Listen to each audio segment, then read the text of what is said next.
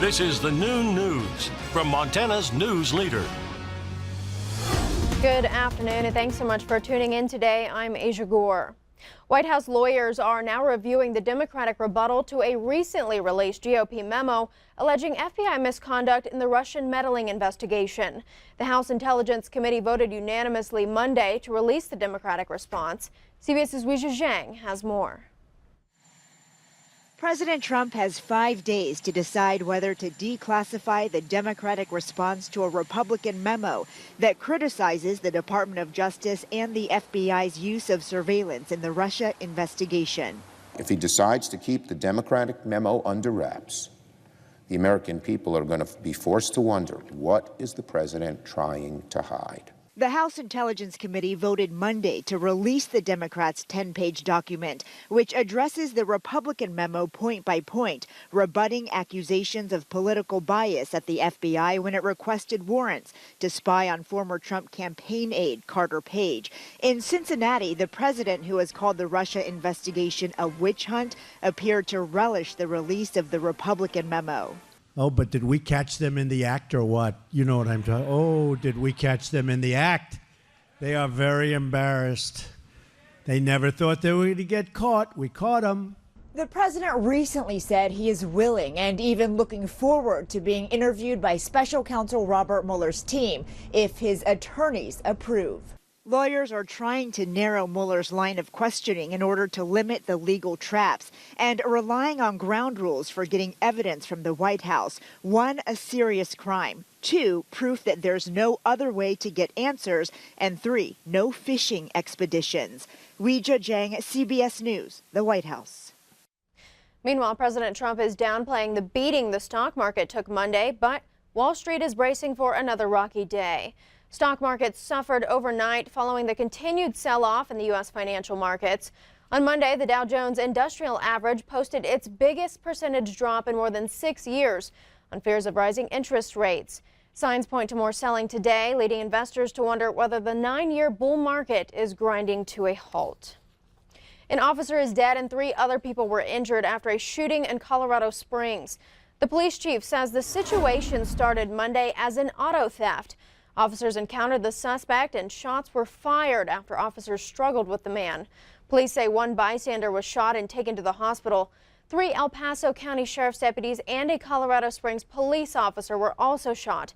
Police say the suspect is dead. Here in Montana, 2 men are behind bars today for allegedly robbing a Billings casino overnight. 35-year-old Antonio Gutierrez and 30-year-old Christopher Ezra, both of Billings, face charges of robbery. Police were called to Dottie's Casino on Montana Sapphire Drive just before midnight. Officers learned a man entered the casino, brandished a handgun, and demanded money.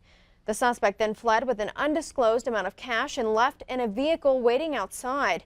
Video surveillance helped the officers track down the suspect vehicle an hour later. Officers saw Gutierrez and Ezra walking into the Gold Dust Casino and arrested them. 1 person is dead after a head-on collision in Carbon County. It happened Monday night on Highway 212 between Joliet and Boyd. Montana Highway Patrol reports 1 vehicle headed toward Red Lodge attempted to pass a snowplow and collided head-on with an oncoming vehicle. Several other vehicles slid into each other trying to avoid this accident. The name of the person who died in the crash has not been released. We now know the name of the Great Falls man who died Sunday in a climbing accident near Augusta. Authorities identified the victim as 74-year-old Dr. Elton Adams. 5 people were ice climbing at Cataract Falls when Adams slipped and fell about 90 feet.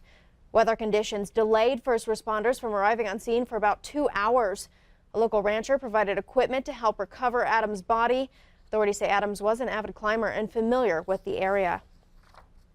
The fire that destroyed a landmark restaurant west of Missoula in December, now under investigation as arson. The 9 Mile Roadhouse restaurant was engulfed in flames and totally destroyed.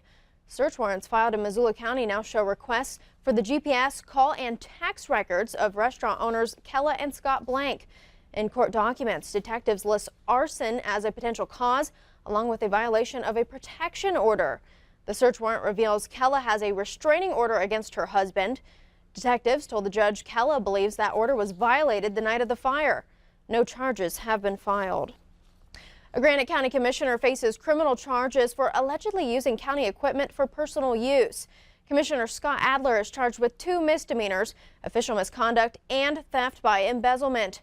Adler allegedly used county road equipment and employees to install recycled asphalt onto his own personal driveway. Adler later reimbursed the county, but the DCI said his estimate greatly understated the actual amount.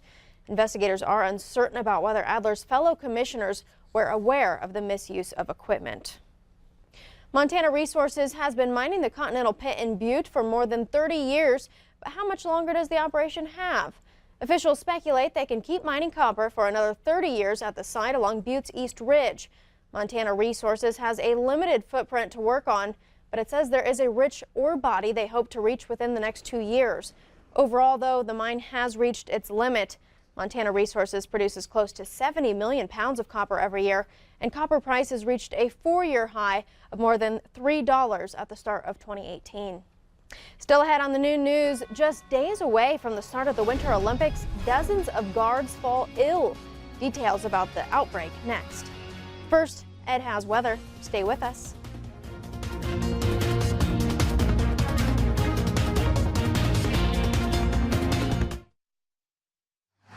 You're watching MTN News with Aja Goare, Storm Tracker weather with Ed McIntosh, and farm and ranch news from the Northern Egg Network. This is the noon